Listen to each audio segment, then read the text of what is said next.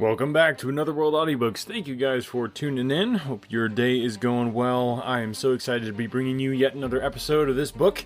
It is so much fun. I love being able to do this podcast. I was thinking about it, it's been about 8 years now. We're coming over 400 episodes, pushing up to 500 episodes. It's incredible how much content has been put out through this podcast, and I'm so grateful for everyone who's listened over the years. And if you're enjoying this, I'd love to hear from you. Please get in touch. Love getting reviews on the podcast. If you can drop a review or a rating, that is always helpful so that other people can find the podcast and we can continue to grow. I want to, like I've said before, I want to keep bringing you more stuff and longer episodes and all that good stuff, but I need your support in order to do that. Listening is huge, and it's a huge way to support the podcast, but telling other people about the podcast, leaving reviews, all that sort of thing is another great way to help the podcast. And if you help me, then I can help you with free audiobooks. So it's a pretty good trade, I hope.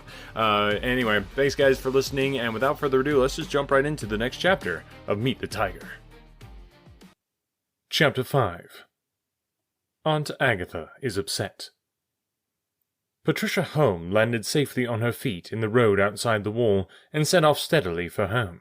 She ran easily and smoothly, as a healthy girl can who has spent most of her life away from tubes and buses and taxis. Although she was somewhat out of breath from keeping up with the Saint's deadly speed. She had heard the Saint cheerily "Tally-ho!" and felt that there was a message for her in it, besides the surface bravado which was meant for the men in the garden. It was at the same time a spur to her pace, to remind her that it was up to her not to waste the advantage which his own actions were winning for her, and an encouragement to tell her that he was as fit as a fiddle and ready for any amount of rough stuff, and that there was no need for anyone to start fretting about him. So Patricia ran, obediently, and it was not until the echoes of the commotion had died away behind her, and lost themselves in the other indistinguishable noises of the night, and she had slackened off into a brisk walk, that she grasped the full significance of the situation. Up to that point, the whole proceeding had been so fantastical and nightmarish, and the rush of astonishing events had come with such a staggering velocity, that she had been temporarily bereft of the power of coherent thought. Now, in the anticlimax of easing up her headlong flight, she was able for the first time to see the general outline of the mystery and the danger. She looked at her wristwatch and saw from the luminous dial that it was 5 minutes to 11. Say the Saint had given his orders 5 minutes ago. That meant that if anything went wrong, she was still forbidden to summon the help of Khan until 10 to 12, and by that time she shuddered, remembering the dogs. There was something sinister about Biddle and his big house behind that ominous wall. Of that she could be certain, for the mere intrusion of the Saint upon a private conversation, however compromising, could hardly have led even that impetuous young man to go to such lengths, any more than it could have made Biddle resort to such violent means to prevent their departure. She recalled the rumours which the Saint's eccentric habits had given rise to in the village, but her recollection of her brief association with him took away all the plausibility of current gossip, even while it increased his mysteriousness. Patricia racked her brain for a theory that would hold water, and found none. She assembled the outstanding facts. Templar had some reason for being in the garden that night, and some reason for butting in on the millionaire, and she could not believe that the millionaire's proposal of marriage would have given the Saint sufficient provocation for what he had done. Considering the casualness of their acquaintance, Biddle, for his part, seemed to fear and hate the Saint. Templar disliked Biddle enough to seize a convenient opportunity of dotting the millionaire one with a hefty bit of bronze.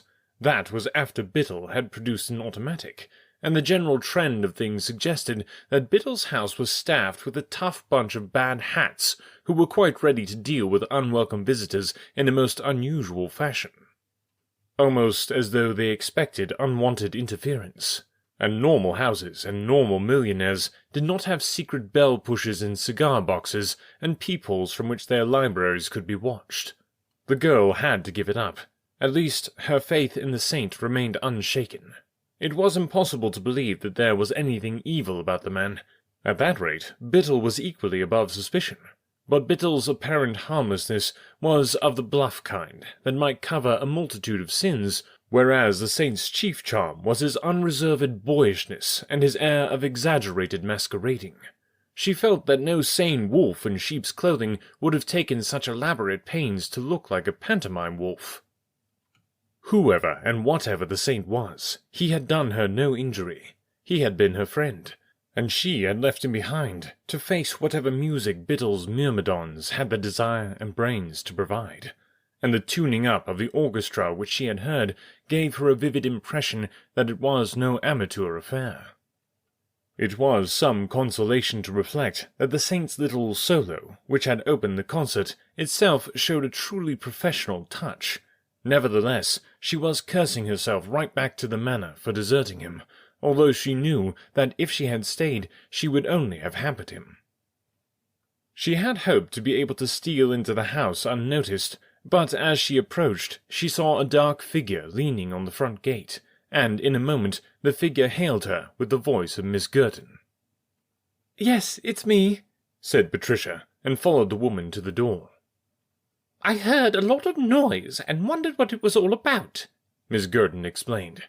"Do you know?" "There's been some excitement."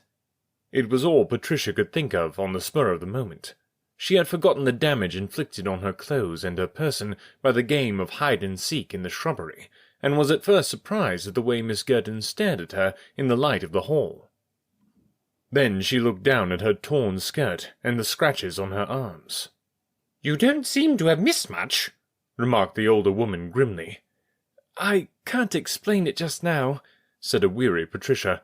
"I've got to think." She went into the drawing-room and sank into a chair. Her guardian took up a position before her, legs astraddle, manlike, hands deep in the pockets of her coat, waiting for the account that she was determined to have. "If Biddle's been getting fresh—" "It wasn't exactly that," said the girl. "I'm quite all right. Please, leave me alone for a minute." The darkening alarm which had showed on Miss Girton's face gave way to a look of perplexity when she heard that her instinctive suspicion was ungrounded. She could be reasonably patient. It was one of her unfeminine characteristics. With a shrug of her heavy shoulders, she took a gasper from a glaring yellow packet and lighted it. She smoked like a man, inhaling deeply, and her fingers were stained orange with nicotine. Patricia puzzled over what excuse she was going to invent. She knew that Miss Girton could be as acute and ruthless in cross-examination as a lawyer. But the saint's orders had been to say nothing before the hour had expired, and Patricia thought only of carrying out his orders. Doubtless the reason for them would be given later, together with some sort of elucidation of the mystery. But at present, the sole considerations that weighed with her were those of keeping faith with the man whom she had left in such a tight corner, and of finding some way to help him out of it if necessary. "It was like this," Patricia began at last. "This afternoon I had a note from Biddle asking me to call after dinner without saying anything to anybody. It was most important. I went. After a lot of beating about the bush, he told me that he'd had a mortgage on the manor for years, and that you owed him a lot of money, and were asking for more, and that he'd have to foreclose and demand payment of your debts. Was that true?" "It was," replied Agatha Girton stonily. "But why did you have to— Oh, surely there can't have been any need to borrow money. I always understood that Dad left a small fortune." Miss Girton shrugged. "My dear child, I had to draw on that." Patricia stared incredulously. Miss Girton, with a face of wood, and in a coldly dispassionate voice, added, like an afterthought, "I've been blackmailed for 6 years." "Who by?" "Does that matter to you? Go on with your story." Patricia jumped up. "I think, in the circumstances, I'll please myself what I tell you," she said with a dangerous quietness. "It might be more to the point if you told me what you've done with the money entrusted to you. 6 years, Aunt Agatha." "That was 3 years after I came here. You were always making trips abroad, and kept me on at school as long as you could. Weren't you in Africa 6 years ago? You were away a long time, I remember." "That will do," said Miss Girton harshly. "Will it?" asked the girl. If her aunt had been tearful and frightened, Patricia would have been ready to comfort her, but weakness was not one of Miss Girton's failings, and her aggressively impenitent manner could provoke nothing but resentment. A storm was perilously near when an interruption came in the shape of a ring at the front door. Miss Girton went to answer it, and Patricia heard in the hall the spluttering of an agitated Algy. In a moment, the immaculate Mr. Lomas Cowper himself came into the drawing-room. "Why, there you are!" he gasped fatuously, as if he could scarcely believe his eyes. "And I say, what? Been birds nesting in your party frock?" And Algy stood, goggling through his monocle at the girl's disarray. "Looks like it, doesn't it?" She smiled, though inwardly she was cursing the arrival of another person to whom explanations would have to be made. "Aunt Agatha simply sagged when she saw me." "I should think so," said Algy. "What happened to the eggs? Tell me all about it." "But what have you come here in such a flurry for?" she countered. Mr. Lomas Cowper gaped, groping feebly in the air. "But haven't you heard? Of course not. I forgot to tell you. You know, we're next door to old Bittle. Well, there's been no end of a shindy. Lots of energetic souls waffling around the garden, yelling blue murder, and all Bittle's pack of man-eating hounds howling their heads off. So, old Algy goes cantering round for news, thinks of you, and comes ramping along to see if you've heard anything about it, and find out if you'd like to totter along to the Chateau Bittle and join the game. And here you are, looking as if you'd been in the thick of it yourself. Deuced priceless, eh? What? He beamed, full of an impartial good humour, and not at all abashed by the unenthusiastic reception of his brilliance. Miss Girton stood over by the settee, lighting a fresh gasper from the wilting stump of the last, a rugged and gaunt and inscrutable woman. Patricia was suddenly glad of the arrival of Algy. Although a fool, he was a friend. As a fool, he would be easily put off with any facile explanation of her dishevelment, and as a friend, he was an unlooked-for straw to be caught at in the turmoil that had flooded the girl's life that night. "Sit down, Algy," she pleaded tolerantly. "And for heaven's sake, don't stare at me like that. There's nothing wrong." Algernon sat down and stopped staring, as commanded, but it was more difficult to control his excited loquacity. "I'm all in a dither," he confessed superfluously. "I don't know whether I'm hoofing it on the old gibbous or the old dryped sort of style, you know." Patricia looked at her watch. It was 11:20. That meant half an hour to go before she could appeal to Khan. Why Khan? She wondered. But Algy was still babbling on. "Abso-jolly-old-lutely, all of a doodah. It was shocking. I always thought the merchant prince was too good to be true, and here he is coming out into the comic limelight as a sort of whatnot. I could have told you so." "Aren't you rather jumping to conclusions?" asked Patricia gently, and Algy's mouth dropped open. "But haven't you been looking up the grocery trade?" She shook her head. "I haven't been near the place. I went out for a walk and missed the edge of the cliff in the dark. Luckily, I didn't fall far. There was a ledge, but I had a stiff climb getting back." He collapsed like a marionette with the strings cut. "And you haven't been fighting off the advances of a madman? No leering lunatic trying to rob you of life and/or honour?" "Of course not." "Oh!" The revelation was too much for Mr. Lomas Cowper. One might almost have thought that he was disappointed at the swift shattering of his lurid hypothesis. "Put the old Tootsie into it, haven't I? What? I'd better be wobbling home." Stammering out his apologies, the wretched young man took his hat, his leave, and his life. She caught his sleeve and pulled him back. "Do be sensible," she begged. "Was your uncle worried?" "Nothing ever moves the old boy," said Algy. "He just takes a swig at the barley water and says it reminds him of Fontaine or something. Unsympathetic, I call it." The girl's mind could give only a superficial attention to Algy's prattle. She had not known that the noise had been great enough to rouse the neighbourhood, and she wondered how that would affect the saint's obscure plans. On the other hand, Bittle would hardly dare go to extremes while she was at large, and could testify to some of the events of the evening, and while other people's curiosity had been aroused by the resultant hullabaloo.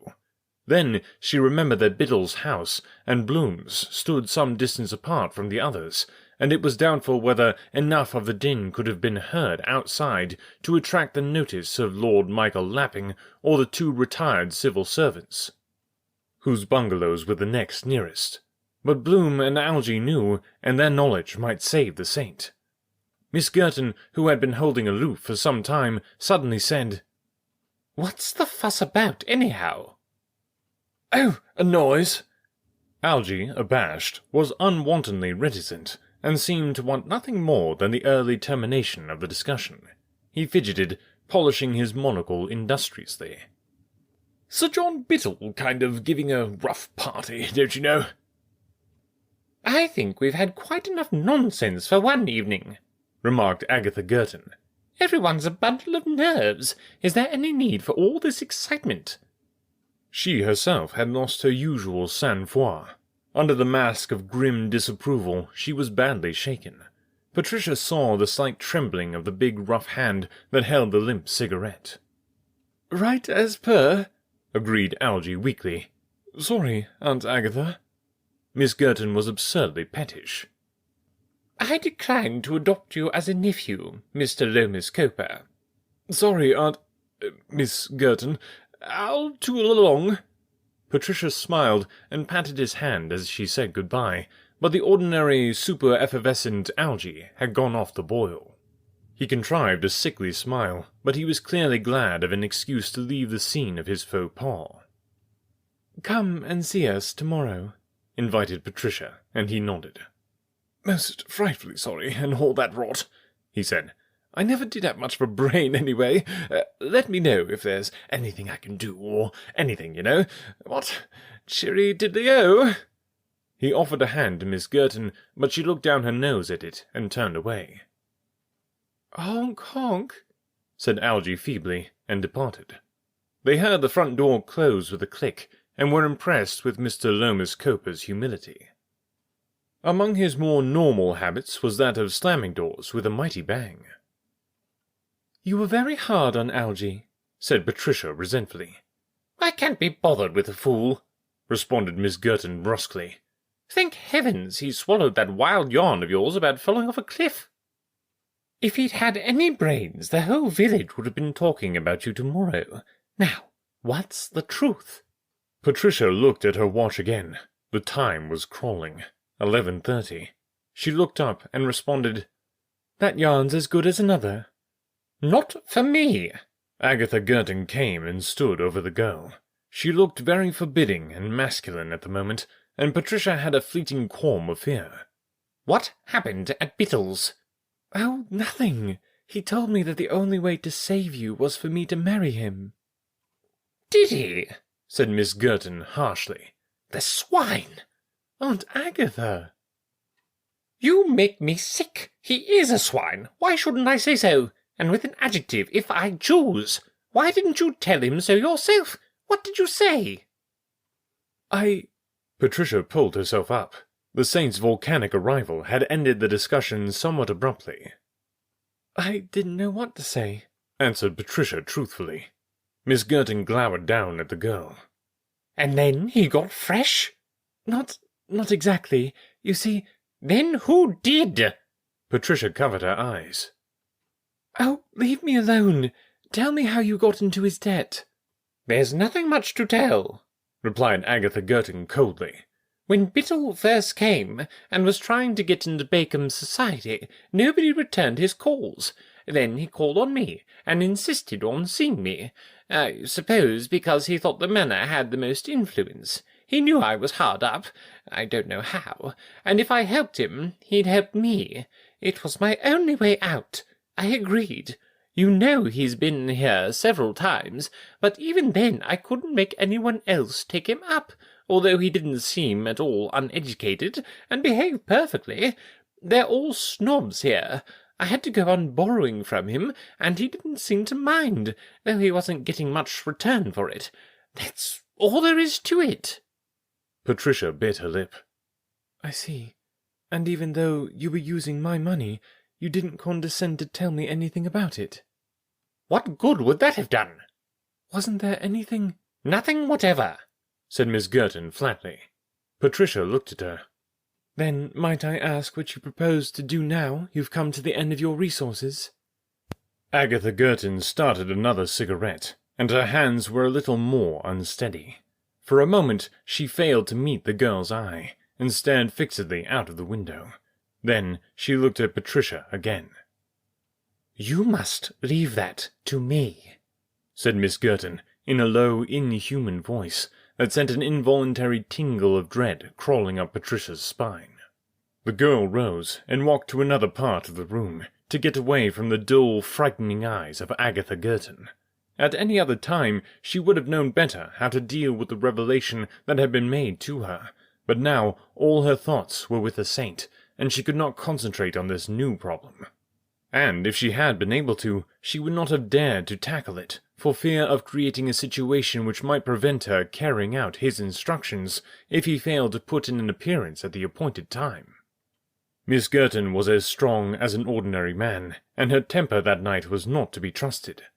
15 minutes still to go. 3/4 of an hour since she left the saint in the garden. "What's the matter with you, child?" Agatha Girton's rasping voice demanded sharply. "Why do you keep looking at your watch?" "To see the time." She felt an absurd desire to smile. The retort would have tickled the saint to death.